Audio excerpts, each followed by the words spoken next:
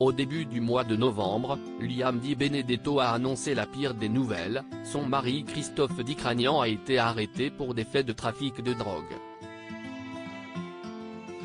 Le verdict est tombé peu de temps après. Il a écopé d'une peine de 12 ans de prison, 50 000 € d'amende et d'une interdiction de gérer pendant 5 ans.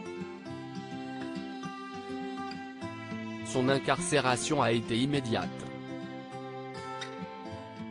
Si est donc bouleversée que se retrouve désormais l'ex-candidate de télé-réalité, laquelle doit composer seule avec ses 2 filles, Joy, 4 ans, et Charlie, né au mois de juillet 2021. Sur ses réseaux sociaux, elle donne régulièrement de ses nouvelles, souvent avec émotion et au bord des larmes. Mais vendredi 18 novembre, Liam Di Benedetto a fait des révélations un peu plus réjouissantes que d'habitude.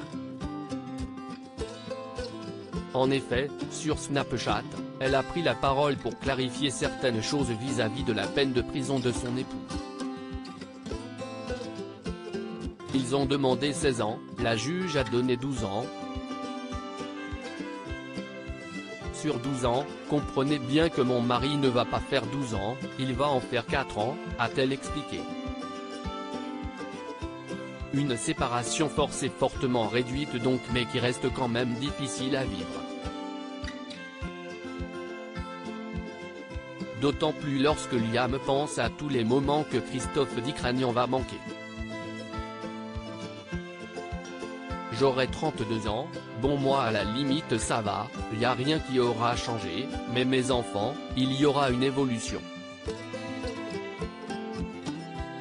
On passe d'un bébé qui parle à peine à une petite fille qui va apprendre à lire. Joy, peut-être qu'à 8 ans, elle marchera ou sera en fauteuil roulant, elle a été reconnue handicapée à 80%, note de la rédaction, ça veut dire que des choses vont changer. Je vous rassure. Le temps s'annonce long pour Liam Di Benedetto mais, heureusement, elle est aujourd'hui autorisée à contacter son homme presque qu'autant qu'elle le voudrait. Maintenant, il y a la cabine, le téléphone et si est magique, s'est-elle enthousiasmée.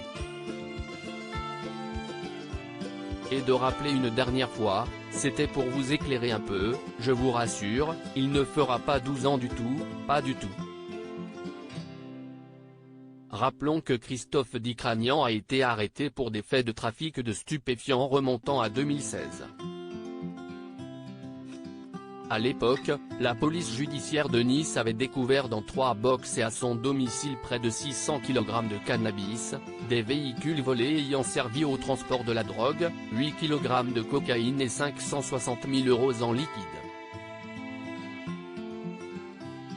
En 2019, il avait ensuite été convoqué au tribunal de Nice pour avoir dirigé ou organisé un groupement ayant pour objet la production, la fabrication, l'importation, l'exportation, le transport, la détention, l'offre, la cession, l'acquisition ou l'emploi illicite de stupéfiants.